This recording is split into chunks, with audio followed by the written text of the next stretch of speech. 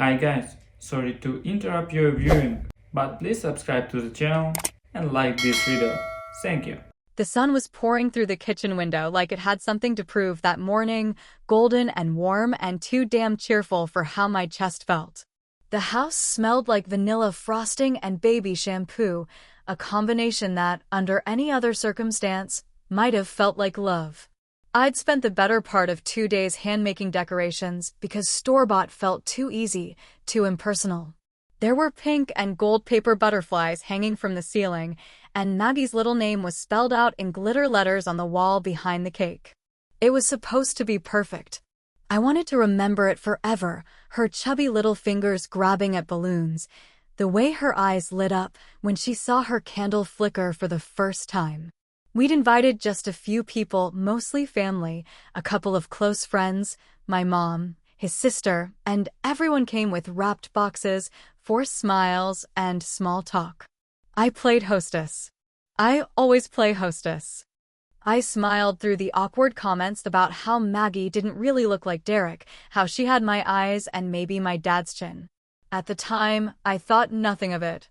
People say dumb things when they don't know how to just say, "She's beautiful," and move on. Derek was holding Maggie when it happened. He had her propped on his arm, her little hands clapping at the candles. I had my phone out, ready to snap a picture. And then, like he was talking about the weather, he said it. 8 words that didn't even feel like they belonged in the room. I don't even know if she's mine. There wasn't a pause. No dramatic silence. No gasp.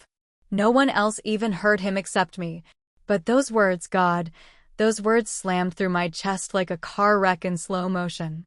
My thumb still hit the photo button. I caught the picture because my brain hadn't caught up to the moment yet. It felt like I'd slipped out of my own skin. He kept smiling like nothing happened. Like he hadn't just gut-punched me while holding the little girl who changed my entire world. I didn't say a damn thing. Not then. What do you even say to that? I just stared at him for a second too long, and then turned and refilled someone's drink. I think it was his sister's. I think I laughed at a joke I didn't hear. I went through the motions. The cake got cut, and Maggie smashed it into her mouth with all the glory of a baby who doesn't know her parents are breaking from the inside out. People clapped. Derek kissed my cheek for a photo. And still, those 8 words looped in my head like a goddamn siren. Later that night, when the guests were gone and the baby was asleep, I sat in the living room alone, staring at the picture I took. Derek, smiling with our daughter on his arm, just seconds after accusing me, silently, cruelly, selfishly, of being unfaithful. I zoomed in on his face.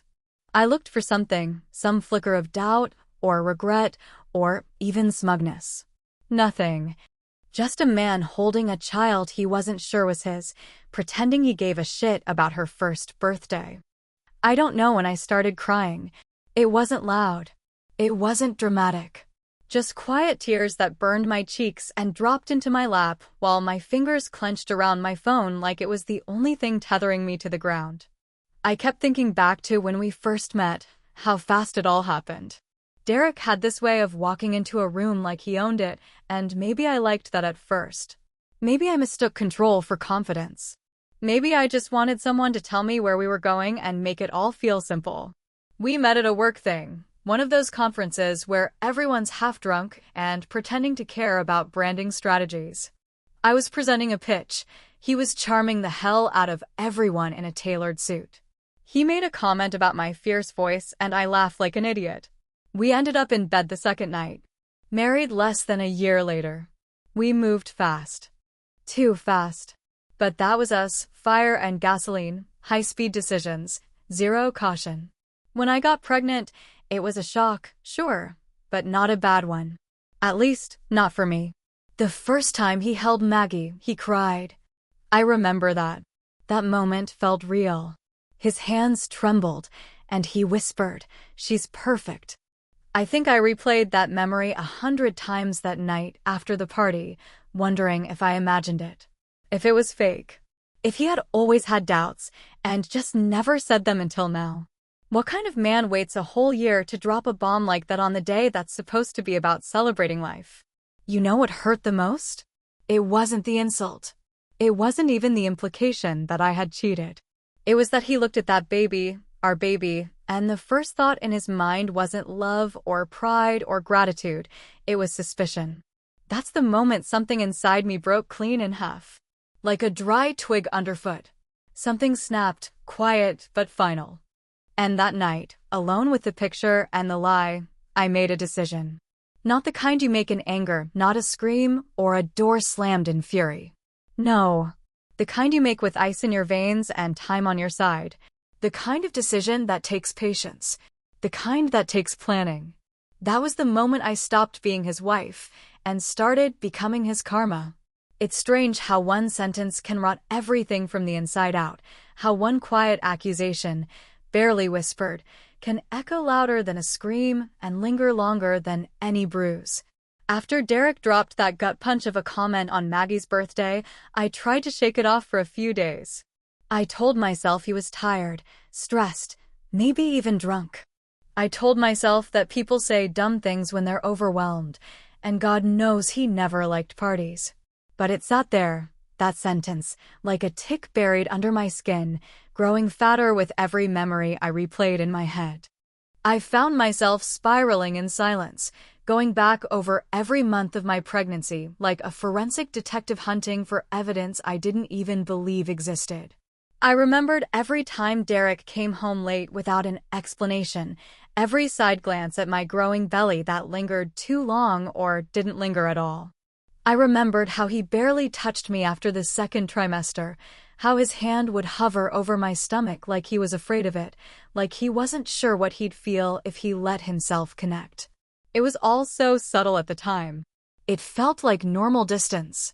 But now, with that doubt planted like poison ivy, every little moment itched. I started digging through old texts, old photos, anything that might trigger a clearer picture. My due date matched up exactly to our late winter getaway in Vermont. We'd gotten snowed in that weekend, drank cheap red wine, and made love like we were trying to outrun the storm pounding on the windows. I hadn't even been thinking about kids back then. It wasn't some calculated move, but looking at that trip now, I thought that was the weekend she was made. I know it. I feel it. And yet, I still caught myself questioning it. The worst part wasn't wondering whether Maggie was his. The worst part was realizing that I had started to wonder if I ever really knew Derek at all. Was this man always like this and I just didn't see it? Was I so desperate for a version of love that I ignored all the little cracks in the foundation until one day the house just caved in? I called Monica 2 days after the party. She's my best friend and, more importantly, a ruthless lawyer with a brain like a scalpel, sharp, clean, and dangerous when pointed in the right direction. I didn't cry on the call. I didn't scream or rage. I just said, he said he doesn't think she's his. And Monica, without missing a beat, answered, then make him prove it. On paper. The idea of a DNA test made my stomach churn, not because I was afraid of the results, but because I hated that we'd come to this. I hated that trust had been replaced by paperwork and saliva swabs. But Monica wasn't just talking about genetics, she was talking strategy. She said, let him hang himself with his own rope. Let him sign the consent forms. Let him go all in. Because when the truth comes back, he won't be able to crawl out of it. I agreed. Not because I wanted revenge just yet, but because I wanted clarity.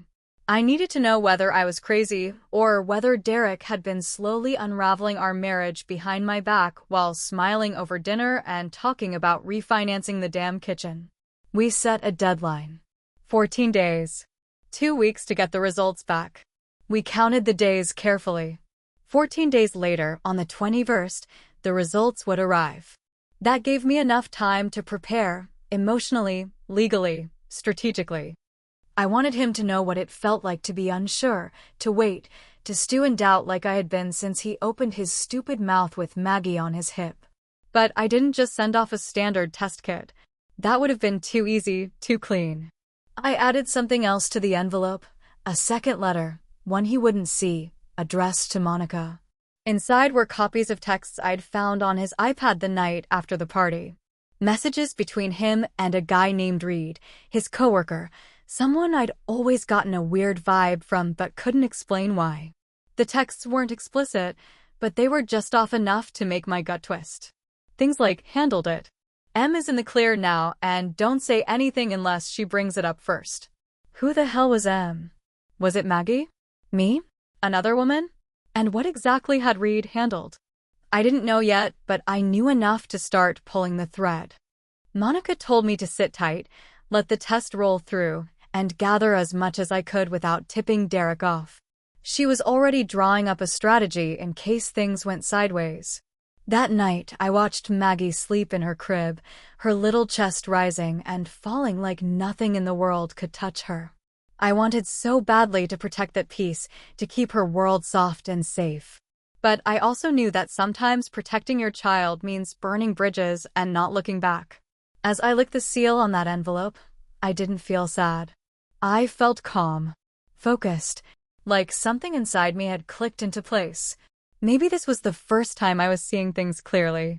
The first time I wasn't making excuses for the man I married, the man who once looked at me like I was his home, and now looked at our daughter like she might be a stranger. When I dropped the envelope into the mailbox, I whispered to myself, 14 days. Just 14 days and I'd know the truth. Or at least part of it. What I didn't realize was how much more would unravel before then, and how knowing the truth wouldn't feel anything like I thought it would. There's a quiet kind of power in pretending to break, in letting someone think they've wounded you so deeply you can't even stand on your own. That week, I leaned into the role of heartbroken, confused, emotionally wrecked wife like I was auditioning for an Oscar. I cried in the kitchen when Derek walked in. I let my voice crack when I asked him if he really meant what he said about Maggie. I even apologized, which damn near turned my stomach inside out, but I knew exactly what I was doing. I needed him to believe he still had control, that I was still the naive little woman he married, the one who didn't see the knives he kept behind his back. He bought it, of course. Men like Derek always do. He wrapped his arms around me like he was doing me a favor, like forgiveness was something he could grant if I begged long enough. He said things like, "It's just been hard, babe." I didn't mean it. "You know how stressed I've been at work." And I nodded like a fool, let him hold me, even made love to him once, just to keep the illusion alive. The whole time, my mind wasn't on him. It was on the password I'd watched him type into his phone the night before while brushing his teeth, too distracted to notice me watching in the mirror. I waited until he fell asleep on the couch, snoring softly with a beer bottle still in his hand, before I slipped his phone from his pocket and headed to the bathroom. I locked the door and sat on the toilet lid, heart pounding like a damn jackhammer in my chest, not because I was scared of what I'd find, but because I already knew I'd find something. The messages weren't what I expected, at least not at first. He wasn't sexting some 22-year-old intern or flirting with a coworker. No, this was worse in a way, colder, more calculated. There were dozens of texts with Reed, his coworker, and supposed friend, all of them just vague enough to avoid setting off alarms, but just weird enough to send chills down my spine. Stuff like, "Let's keep her focused. She can't know what she doesn't look for," and "handled. M is in the clear. Paper trail erased." One even said, "Can't have her finding that draft. Delete everything now." At first, I thought M meant me. Maybe they were talking about manipulating me, hiding something financial or work-related. But then I saw one message that made my stomach twist like a wet rag. What if she figures out the baby isn't even mine? Reed had responded, "Then we spin it." Gaslight. You've done it before. I nearly dropped the phone, not because I was surprised, but because of the sheer casualness of it. They were discussing it like they were managing PR for a scandal, not talking about the life of a child. It was all strategy, all spin, no soul. Derek didn't just suspect me. He was preparing to bury me if it came to that. I screenshotted everything, sent it straight to Monica, and deleted the images from the phone like I'd never been there. Then I put the phone back in his hand, kissed his cheek, and walked to the kitchen, hands shaking from rage, not fear. That man was building a case against me. He was preparing the narrative, lining up his defense, just in case I ever decided to stand up and fight back. Later that night, while I rocked Maggie to sleep, I thought back to something that had felt strange at the time but hadn't clicked until now. I was about 6 months pregnant when Derek said he had to go on a last-minute business trip, some emergency client thing in Houston. He was gone for 3 days. Didn't check in much, didn't FaceTime like he usually did.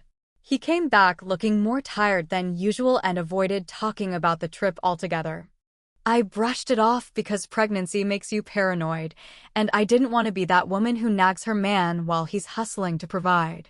But now that trip looked like something else. Especially because I remembered, clear as day, that he came back on a Monday with a little pink baby onesie in his bag.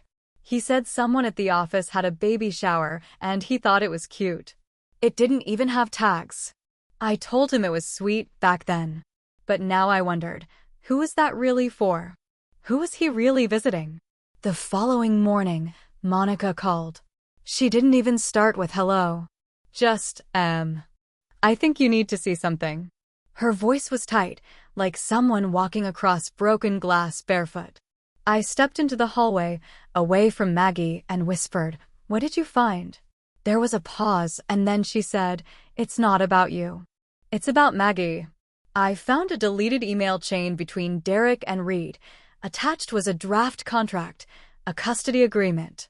He was preparing to file for partial custody and claim you were mentally unstable. I stood there, phone to my ear, staring at the baby monitor like it was a horror film. That bastard wasn't just gaslighting me, he was preparing to take my daughter. I didn't cry. I didn't scream. I just said, "Forward me everything. And don't say a word to him. Not yet." Then I walked into the living room where Derek was flipping through channels like the world wasn't on fire, and I smiled. A soft, sweet, practiced smile. He looked up and said, "You okay?" And I replied, "Better. I think I just needed to get it all out." He nodded and went back to the TV. And I sat next to him like a loaded gun with the safety off. Because now I wasn't just playing along, I was preparing to flip the whole damn board. Some people think revenge is loud, messy, soaked in fire and shattered glass, but real revenge, the kind that burrows deep and doesn't let go, is quiet. It creeps in under the door and settles like smoke in the curtains, barely noticeable at first, but impossible to get rid of once it's there. That's what I had become in that house with Derek. Smoke. And that morning, when the envelope finally arrived, I knew it was time to start the burn. I didn't say a word when I pulled it from the mailbox, thick white paper sealed tightly, my name and Derek's printed in clinical black ink on the front. It looked so ordinary, like something you'd mistake for a medical bill or a subscription renewal. Nothing about it hinted at the storm locked inside. I brought it in with the rest of the mail, dropped it on the kitchen counter with a stack of junk flyers, and poured myself a cup of coffee like it was any other Tuesday. Derek walked in still scratching his neck, eyes swollen from sleep and ego. He mumbled something about a conference call and rummaged around for a clean mug, oblivious to the envelope staring him in the face. I didn't look up from my phone, just sipped my coffee and said, "I think your test came in." My voice was flat, low, calm enough to make him think I was still afraid of the results, still tangled in doubt and guilt and emotional confusion. He froze for half a second. I saw the twitch in his cheek before he masked it, before he reached for the envelope like it weighed nothing and didn't hold the fate of our marriage in it. I turned my back to him so he wouldn't see the smile teasing the corners of my mouth. I'd practiced that look in the mirror, submissive, concerned, maybe even ashamed. But inside, I was electric. Because I already knew what he didn't. Maggie was his. Always had been. And this envelope? This wasn't proof of my innocence. It was proof of his cowardice. He sliced it open slowly, carefully, like it might bite him. I could hear the paper tear, the rustling as he unfolded the document. The silence that followed stretched long and taut, heavy with the realization that the little girl he doubted, the child he accused me of lying about, was his flesh and blood after all. That moment, That split-second pause when the truth crushed his narrative felt like oxygen after drowning. I turned around just in time to see his hands still holding the results, but his eyes had moved. They were scanning the second envelope I had clipped underneath the first, an envelope that looked official because it was. It bore the gold-embossed seal of Monica's law office, and his name typed clean and precise across the front. He looked at me like I'd just grown fangs, and I didn't even flinch. I just nodded at it and said, "Might want to open that too." He peeled it open slower this time, like he already knew it wasn't good. His eyes skimmed the first page, then again, slower this time, his face draining of what little color it had left. I didn't move. I didn't speak. I let the words on that paper do the talking. Cease and desist. Defamation. Marital misconduct. Emotional abuse. The terms were sharp, cold, and precise. Monica's words carved across his reputation like scalpels. And then he saw the photo. Tucked neatly inside, printed on glossy paper, was the picture I took at Maggie's birthday party, him holding her, mid-smile, mouth open mid-sentence. That sentence that started this whole damn mess. I don't even know if she's mine. Captured in perfect, damning, photographic harmony with the daughter he now had confirmed was his. It was the kind of poetic symmetry no jury on earth could ignore, no therapist could clean up, no spin could erase. He looked up at me, lips parted but no sound coming out, the kind of confusion that only comes from realizing you were never in control. "What the hell is this?" he finally managed, voice rough and hoarse like he'd swallowed sand. I stepped forward, slow and deliberate, until I was close enough to smell the coffee on his breath and the fear in his silence. "That," I said, calm as a lake on a windless day, "is just the truth, Derek. Truth you didn't think I was smart enough to trap." He didn't respond. Just stood there holding those two papers like they were twin grenades, unsure which one would blow his hand off first. He sat down hard in the kitchen chair, like the weight of it all finally hit.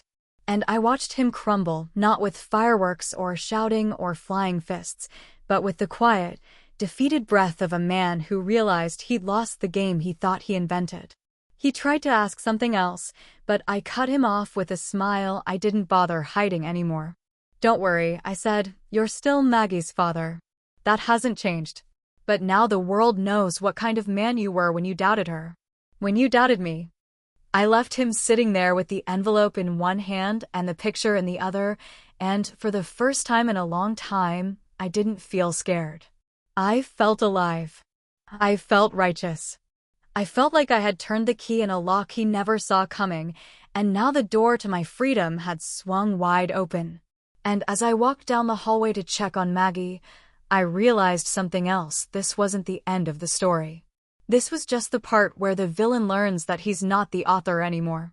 The air in the house felt thick that morning, like the walls themselves had overheard too much and couldn't keep it in anymore, like the insulation had soaked up all the lies and accusations, and now they were slowly leaking back into the atmosphere. Derek didn't speak to me for nearly 2 days after the letter arrived. He walked around like a man who'd just been mugged in broad daylight, clutching the fragments of his pride while trying not to admit how hard had been hit. He kept waiting for me to yell, to rage, to beg or explain, but I did none of those things. I moved through the house like a woman who had already left, even though I hadn't packed a single bag. And I think that terrified him more than anything. When the silence finally broke, it didn't come from him. It came from me, because I was done letting him steer a ship he'd already sunk. I waited until Maggie was asleep and then called him into the living room.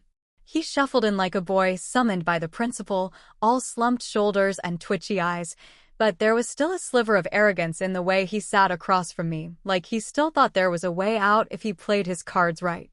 "I know everything," I said, and his head snapped up, eyes narrowing like he was calculating what everything could possibly mean. I didn't let him speak. I saw the messages with Reed. I know about the deleted files. I know about the business trip that wasn't a business trip. I know about the baby shower onesie you brought home as a cover. And I know that you've been trying to paint me as unstable to get ahead of something you caused. He opened his mouth, probably to deny it or twist the story into something unrecognizable, but I raised my hand and cut him off again. "Don't," I said, and my voice was flat steel. "Don't insult me by lying when I've already got the receipts." And for once, Derek stopped pretending. The wall he'd built stone by stone over the years cracked all at once, and he finally said the one thing I never expected him to admit. "I cheated," he whispered, not even looking at me. "On that trip. It was one night. I thought it didn't matter. But when you got pregnant, I didn't know if I'd cursed us. I thought maybe this was payback. Payback. That's what he called our daughter. A punishment. A cosmic receipt for his guilt." I felt something in my chest shift so violently I almost lost my balance. Not because I hadn't suspected the affair, but because the truth was even uglier than I imagined. He didn't question Maggie's paternity because he saw something suspicious in me. He questioned it because he saw something ugly in himself. And instead of dealing with that like a man, he projected it onto me, onto a child who never asked to be born into his moral dumpster fire. "I was scared," he said, and this time his voice cracked for real. "I thought if you ever found out, you'd leave me. So I thought maybe if I stayed ahead of it, made you look unstable, made you doubt yourself, you wouldn't dig too deep." I should have screamed. I should have thrown something. But I didn't, because by then, I wasn't angry. I was done. I stood up and walked over to the counter where Maggie's diaper bag was already packed. I'd been preparing for this moment since the night he opened his mouth at that party, and nothing about it felt rushed. It felt like closure. I picked up the bag, slung it over my shoulder, and turned back to him. "Monica already filed," I said. "Separation, primary custody, everything. It's already in motion." Derek stood up like he was going to reach for me, or maybe for Maggie, but I stepped back and stared at him with all the weight of every sleepless night, every twisted lie, every moment I swallowed my own voice to keep the peace. "You wanted a daughter you could doubt," I told him, voice sharp and clear. "So I gave you a wife who wouldn't." And then, just before I turned to go, I dropped the last match onto the pile of everything he thought he'd buried. That DNA test? I already knew the results. 2 weeks ago. Before I ever mailed it in. That whole show. I smiled then, just a little. That was for leverage. That was for me. He stood there frozen, looking at me like he'd just discovered I was the one holding the knife the whole time. And in a way, I had been. I just waited until he handed me the handle. I walked out the front door without looking back. Maggie was asleep in her car seat before I hit the main road. The sky was clear, the sun was low, and the world felt unusually quiet, like the universe was holding its breath, waiting to see what I'd do next. As I pulled onto the highway, I could still hear my own voice echoing in my head. You ever forgive someone for not trusting you, and then realize maybe you shouldn't have trusted them either? That question rolled over and over in my mind like a stone in a river, smooth and heavy and impossible to shake. And back in the house we left behind, sitting on the coffee table where I'd dropped it on purpose, was a second envelope. Sealed, crisp, and unopened. It hadn't been addressed to Derek. It had been addressed to Reed. But that, as they say, is another story. Or maybe just the part of this one he still doesn't know is coming. Either way, it's not the end. Not by a long shot. Just the turn.